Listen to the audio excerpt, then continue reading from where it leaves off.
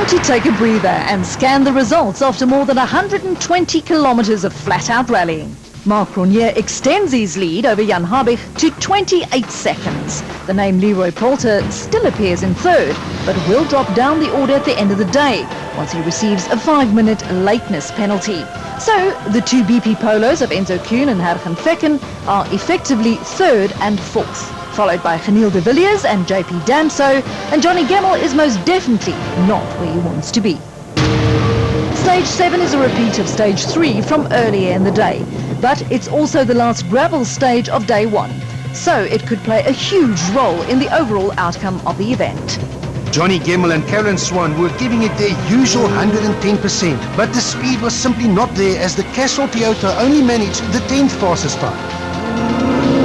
The good performance by Jaapie van Niekerk and Gerard Snyman continued when they set the 9th fastest time behind the wheel of the New Africa Developments Volkswagen Polo. Just ahead of Van Niekerk, Geniel de Villiers and Celeste Snyders crossed the flying finish with the 8th fastest time. Times on this stage were in fact extremely close, so close that just 1/10 of a second could separate the Imperial Toyota Auris of de Villiers and the BP Volkswagen Polo of Hergen Fecken and Pierre Arif. The gap between Fecken and the Basil Reed Ford Fiesta of Jan Habig and Robert Paisley was even less, which means that their times were identical. The team total Toyota of JP Damso and Grant Martin was now also making inroads and climbing the leaderboard thanks to the 5th fastest time on stage 7. We're repeating the stages, so to make up any time is impossible. Stage 7 was also the demise of Hans Weiss and Bjorn de Gant early in the day when it was run as stage 3.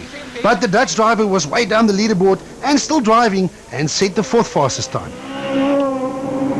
Third quickest was the Basil Reed Bizub Ford Fiesta of Charles Wilken and Greg Godrich. Wilken had the pace all day to fight for a podium position if it wasn't for his earlier setbacks on stage 4. But the word if means nothing in rallying. Narrow at the building. Enzo Kuhn and Guy Hodgson were on track to fight for yet another podium, just like they did less than a month ago in the Western Cape. The BP Volkswagen Polo was showing a good turn of speed as Kuhn had second place man Habig in his sights. But the Polo was about to grind to a halt.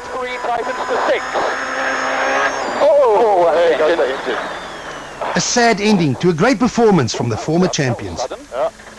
Instant. Okay, pull it over under the tree. Ay. Sorry, guy. Please. Good up to there. Okay, nothing we can do.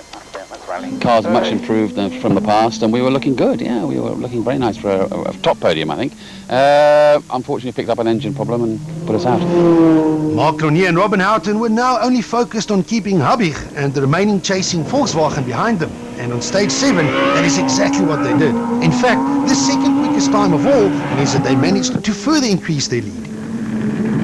And for the third stage in succession, Leroy Poulter and Alvin Coetzee set the fastest time in a brave display of speed and driving skill. Perhaps Poulter could have challenged Renier if it wasn't for his problems earlier. But again, you know what they say about the word if.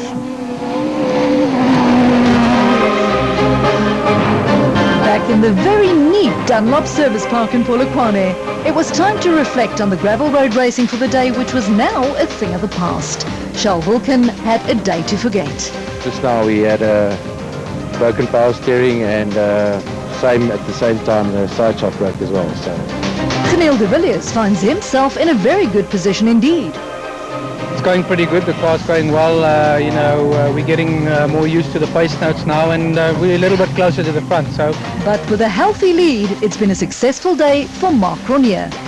Yeah, it's exactly what we asked for, and I think that's what we aim for. We're going into day 2 tomorrow with quite a hectic 3 stages. So I'm hoping that we sort of can just keep a nice clean pace through there and keep the car tidy.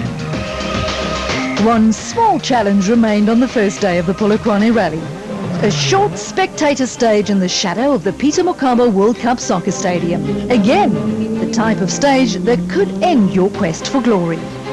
The large crowds that gathered were treated to a fine display of driving skills, and when the tyre smoke settled, it was no less than 4 Ford Fiestas that set the pace. The Basil Reed Ford of Charles Wilken was quicker than the rest of the field, but not as quick as the 3 Sasol versions of the same car in front of them. Gavin Cronje once again showed his tarmac skills by claiming third. The day inside the John Williams Fiesta got slightly better when he set the second fastest time. But the stage, as with the entire day, belonged to Mark Cronje, who extends his overall lead by yet another few seconds. After the penalties were added at the end of a very long first day, the scoreboard changes quite dramatically, although one thing stays the same. The name of Mark Cronje remains at the top, now a full 47 seconds ahead of Jan Habig. Kuhn disappears while Fecken takes over third, ahead of an impressive Geniel de Villiers. Drama on the last stage sees JP Damso drop from 5th to 7th, while Gemmel and Van Niekerk take full advantage of the situation. Williams, Musa and Gavin Cronje complete the top 10. Will Mark Cronje claim another rally victory? Can Habig chase him down? Or will someone's championship aspirations be dealt a severe blow? Join us after the break. This is the final day of the 2012 Polokwane Rally, the penultimate round of the 2012 South African Rally Championship, and the day that could well play a very big part in the overall outcome of the championship. But first things first. To get a very short and fast day underway, it's off to stage 9, the same piece of tarmac that was used for stage 4 the day before. Some drivers were now fighting just to get into the top 10. Others were fighting for podium positions. Time differences are marginal on short task stages like this one.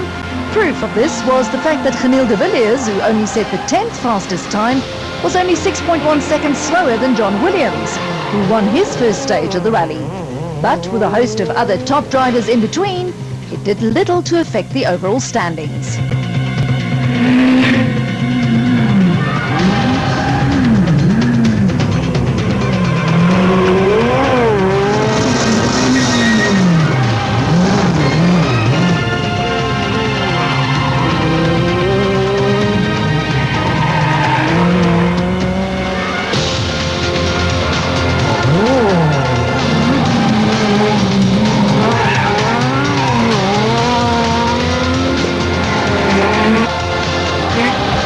After the short tarmac stage, it's off to the Dunlop service park for the last time, in order for the 30 remaining cars in the field to fit new rubber.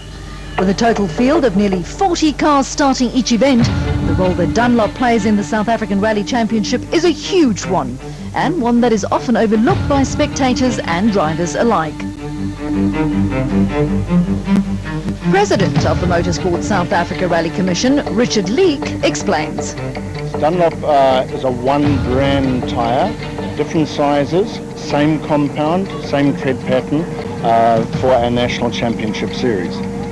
Dunlop developed motorsport tyres worldwide. Our tyres we use in this country are actually developed and produced in Japan by SRI, Sumitomo Rubber Industries, and Dunlop South Africa and ATS import the tyres, and ATS supply a tyre service for the Dunlop tyres on behalf of Dunlop South Africa. Dunlop through ATS have been supplying rally tyres as a one brand for about 5 years.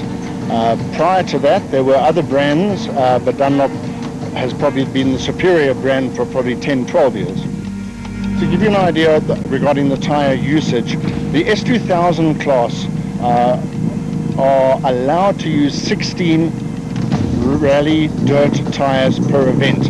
The S2000 Challenge cars are limited to 12, and the S1600 two-wheel drive cars are also limited to 12. So if you do your calculations, you're probably looking at about 400 tyres an event. The beauty about working with Dunlop, that Sumitomo Rubber overseas, is they are constantly developing their rally tyres. And a rally tyre obviously has to have a tread pattern that grips on various surfaces. It has to have a strong sidewall, normally built of Kevlar, so it's relatively puncture resistant. I mean, obviously if you hit some rocks, you're going to have a puncture whatever tyre you're riding, but rally tyres are developed that way. And as I said, what the beauty of dealing with Dunlop is that they are forever working on new ideas, using new materials and tyres to get the ultimate tyre. All the cars are now armed with new rubber for the final onslaught. 3 tricky and technical stages on the bushveld roads just south of Polokwane. The same 3 stages that will undoubtedly decide the outcome of the event and maybe even the championship. Gavin Cronje, younger brother of rally leader Mark Cronje, behind the wheel of the latter's spare Sasol Ford Fiesta, was enjoying a dream debut in the top S2000 class and even won a stage earlier. But unfortunately for Cronje and co-driver Van Aert Skuman, the clutch inside the Fiesta cried enough and forced him to retire. Young Namibian Wildo Dippenaar, partnered by Morne de Tooy, were also having an impressive run, as always behind the wheel of their older generation PZN panel beaters and McCarthy Toyota. Dippenaar was still in the hunt to fight for the new for 2012 Super 2000 Challenge class, but mechanical problems early on Sunday morning put an end to his aspirations. With both Dippenaar and young Henk Lategan out of the running here in Polokwane, the door was wide open for Gugu Zulu and Carl Peskin to move one step closer to winning yet another motorsport title. Zulu had an eventful weekend with all sorts of drama plaguing the older BP Polo, but he was still running and leading the S2000 Challenge class with only a few stages to go. At the sharp end of the field, the Polokwane Rally was now turning into a titanic struggle for a top 10 position. John Williams and co-driver Kobus Frey had not enjoyed the Polokwane Rally so far, struggling with their pace notes and now also with an overheating engine. The Cape Townian still kept his head down and pushed hard as always in an effort to defend his third position on the championship points table, but it looked like a lost cause as he could only manage 10th at this late stage of the event. Castrol Toyota's Leroy Poulter and Alvin Coetzee were the runaway winners of this event 12 months ago, but their penalty on day one put them out of the running in 2012. With nothing more to lose, Poulter really opened up the taps to show what he was capable of and won both stages 10 and 11. It was a fine display and a good reminder of what could have been, but as far as the overall standings were concerned, it only helped him to climb to 9th position overall. Charles Wilken and Greg Godrich were very much in the same boat as Poulter by setting good times in order to climb back up the leaderboard. The Basil Reed Fiesta driver was frequently in the top 3 on a number of stages, but the time lost on day one was simply too severe, and they had to be content with 8th position at this late stage of the event. Team totals JP Damso and Grant Martin were also still hoping for a better finish. The Cape Townian was also hampered by small issues, and at this level, it's these small issues that prevent you from fighting for podium positions like he has done so many times before. A wrong slot on stage 10 also cost him another position, and with just a few kilometers to go, Damso was currently in 7th place.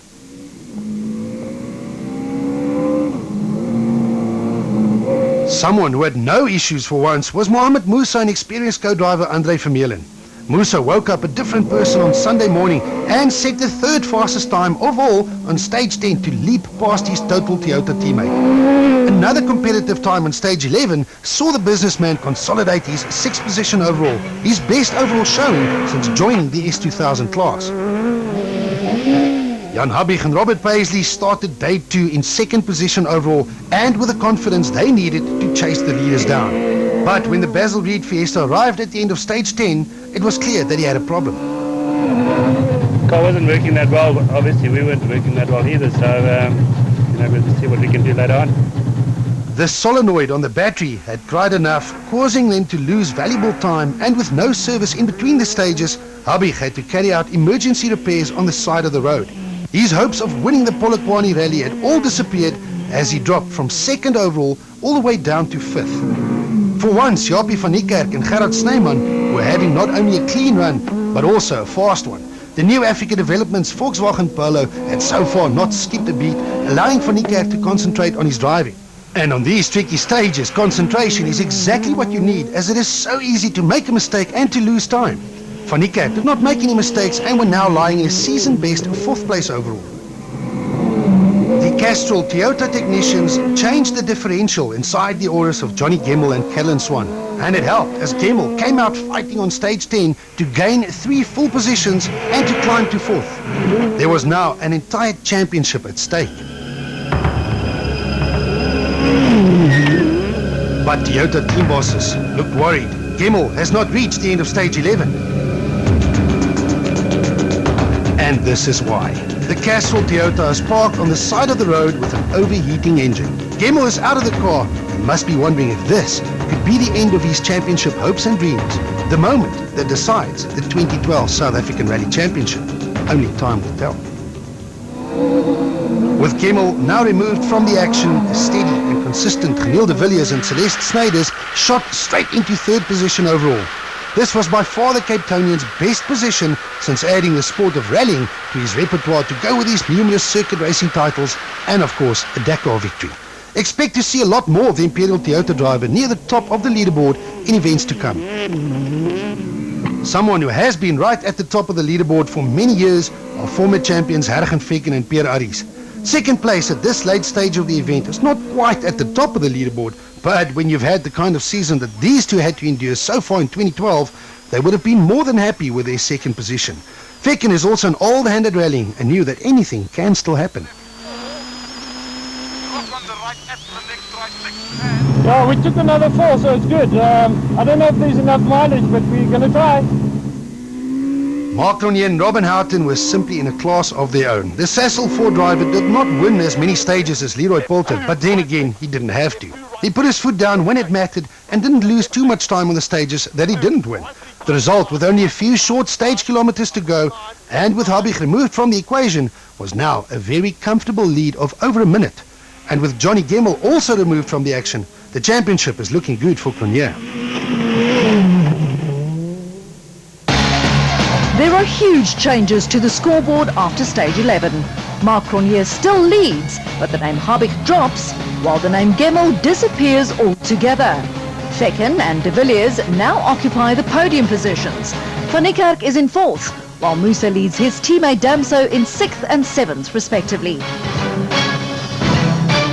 Only one more stage on dirt remains. Stage 12 is a short 10-kilometer dash on rough gravel roads at the Polokwane Brickyard. And if the drivers survive this test, they will still have to contest a short spectator stage on the tarmac roads at the Peter Mokaba World Cup Soccer Stadium. The nightmare inside the John Williams and Cobus Frey Sassel Ford continued as Williams got lost en route to the final gravel stage. 10th was a disappointing finish for the Cape Townian. And after showing what speed he had over the 2 days of the Polokwane Rally, 9th was just as disappointing for Leroy Poulter and Alvin Coetzee. It was, however, the Castrol Toyota's first finish in a while, and something that bodes well for the future. Charles Wilken and Greg Godrich must be wondering what they have to do to have a clean run, but the Basil Reid Ford Fiesta at least picks up the points that come with an 8th place finish. And a steady run by JP Damson and Grant Martin sees the Team Total Toyota driver claim the points that come with 7th, after running as high as 5th earlier in the event. Unfortunately for Jan Habig and Robert Paisley, their tumble down the leaderboard continued. To add to his woes, his power steering belt came off, leaving the former champion to wrestle his Basil Reid Ford Fiesta to the finish and an eventual 6th place. With Habig having problems, Mohamed Musa and Andre Vermeulen grabbed the opportunity with both hands. The Team Total Toyota driver put in his best performance to date by not only winning the last stage of the Polokwane Rally, but to claim a career-best 5th place finish. And 4th was maybe not quite a career-best for Japie van Niekerk and Gerard Snyman in their New Africa Developments Polo, but definitely the best performance so far in 2012. And less than 14 kilometers now stood between Geniel de Villiers and co-driver Celeste Snyders and their first podium finish in the Imperial Toyota Auris. De Villiers is a calculated driver and didn't make any mistakes to emerge from the final gravel stage with his 3rd place perfectly intact. With a gap of more than a minute to the leaders, Hergen Fekken and Pierre Arries knew that they had much more to lose than to gain. The BP Volkswagen duo was also on course for their best result of 2012, and they were not prepared to risk it on the final gravel stage. With only one short tar stage to go, 2nd place looked like a sure thing for Fekken. They say that it's never over until it's really over, but for all practical purposes, the fight for Polokwane Rally honours was over. Only a real disaster could now prevent Mark Cronje and Robin Houghton in the Sassel Ford from winning their 4th rally of 2012, and with it to take command of the championship. This is the final showdown of the 2012 Polokwane Rally. 3 kilometers of tarmac in front of an appreciative crowd at the Peter Mokaba World Cup Stadium.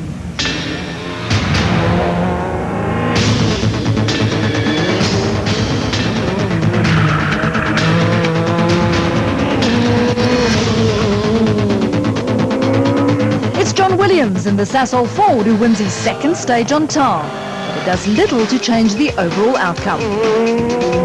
De Villiers brings his Imperial Toyota home in a fine third position. And a perfect run sees Hargenvecken claim his best result of the year, behind the wheel of the ever-improving BP Volkswagen Polo.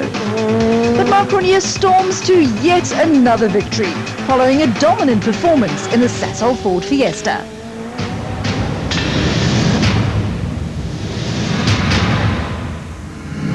Proof of Cronje's dominant performance as he takes the victory by a full 1 minute and 19 seconds from Hargenvecken. De Villiers is a further 26 seconds back, with Van Niekerk claiming fourth. Fifth is a career best for Mohamed Musa, ahead of Damso and a disappointed Habich. Wilkin, Poulter and Williams take the points for 8th, 9th and 10th respectively. It was a tough rally for Gugu Zulu, but his consistency throughout the year sees him claim the first ever S2000 Challenge Championship. Tough day in the office, and I think I'll take whatever points I get today, and if it means a championship, so be it. De Villiers is still relatively new to the sport of special stage rallying, but with a fine third place, the Dakar ace has made his intentions clear. No, it's not easy, the sport, and it takes a while to get used to it, and I'm happy with our third place. And what a good comeback by Hargenvecken to claim second after a year filled with bad luck. Yeah, everything came together and we showed them that the car's not bad, we're getting there. But the man of the moment is Marc Cronje, who not only claims his fourth victory of 2012, but also takes a giant leap towards winning the championship. Right from the beginning, it was a really tough event, and I just knew that we had to keep it clean. And that's what we'd strive for. We had some hiccups here and there, but this feeling is just overwhelming.